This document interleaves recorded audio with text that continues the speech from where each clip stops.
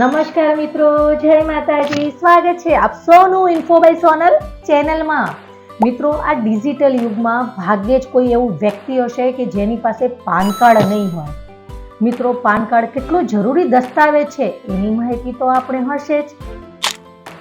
મિત્રો, PAN card વગર કોઈ પણ જાતની લોન મળી શકે નહીં. જો આપણે કોઈ ગાડી કે કોઈ અન્ય વસ્તુ કે EMI ઉપર લેવું હોય તો પણ ત્યારે તમારું પાન કાર્ડ ફરજિયાત જરૂર પડે છે. મિત્રો, જાણી લો કે નવું પાન કાર્ડ 2.0 અપ્લાય કરવાની પ્રોસેસ સ્ટેપ બાય સ્ટેપ.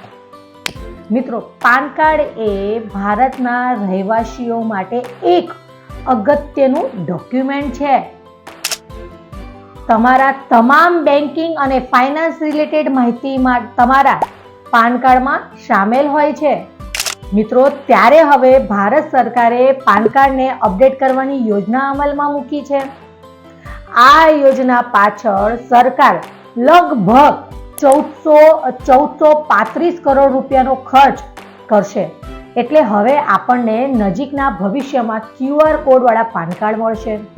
મિત્રો, તમને જણાવી દઈએ કે તમારો જૂનો પાન કાર્ડ પણ માન્ય રહેશે. જો તમે ઈચ્છો તો તમે નવા QR કોડ સાથે પાન કાર્ડ મેળવી શકો છો. મિત્રો, તમે તમારા ઈમેલ આઈડી પર નવો QR કોડ વાળું પાન કાર્ડ મફતમાં મેળવી શકો છો. એની માટે કોઈ ચાર્જ પણ ચૂકવવો પડશે નહીં. મિત્રો, તે જ સમયે ભૌતિક પાન કાર્ડ માંગવા માટે ચાર્જ ચૂકવવો પડશે. મિત્રો, નવા પાન કાર્ડ માટે અરજી કઈ રીતે કરી શકીએ તે જોઈ લઈએ. પણ તે પહેલા મારા ચેનલને સબસ્ક્રાઇબ ન કરી હોય તો સબસ્ક્રાઇબ કરી લો અને બેલ આઇકનને પ્રેસ કરી દો, જેથી આવી જ નવી યોજનાઓની માહિતી આપ સુધી પહોંચતી રહે. મિત્રો, હવે જોઈએ કે નવા પાન કાર્ડ માટે કેવી રીતે અરજી કરવાની છે. ઉપરાંત તમે તમારા ઈમેલ આઈડી પર એ પાન કાર્ડ કેવી રીતે મેળવી શકો છો.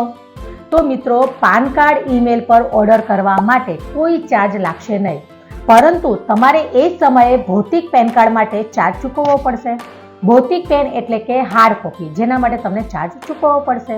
મિત્રો, આવકવેરા વિભાગના FAQ મુજબ ભૌતિક પાન કાર્ડ માટે અરજદારે ₹50ની નિર્ધારિત ફી ચૂકવવાની રહેશે. મિત્રો, ભારતની બહાર પાન કાર્ડની ડિલિવરી માટે અરજદાર પાસેથી ₹15+ ભારતીય પોસ્ટલ શુલ્ક લેવામાં આવશે. જો કે પેન 2.0 પ્રોજેક્ટ હજી શરૂ થવાનો બાકી છે. મિત્રો, કરદાતાઓ અને વ્યક્તિઓ હાલમાં તેમના ઈમેલ આઈડી પર તેમનો પેન મેળવી શકે છે. જો આવકવેરાના ડેટાબેઝમાં કોઈ ઈમેલ આઈડી નોંધાયેલ ન હોય તો કરદાતાઓ પેન કાર્ડ 2.0 પ્રોજેક્ટ હેઠળ ઇન્કમટેક્સ ડેટાબેઝમાં પોતાની ઈમેલ એડ્રેસ ફ્રીમાં અપડેટ કરી શકે છે. મિત્રો, જેના માટે તમારે NSDLની વેબસાઇટ ઉપર જવાનું રહેશે. ત્યાર પછી મિત્રો, અપડેટ યોર પેન ઉપર જાઓ. ત્યાર પછી ત્યાં તમને એક દેખાશે રિક્વેસ્ટ ટુ ડાઉનલોડ ઈ-પેન. એ લિંક ખોલો.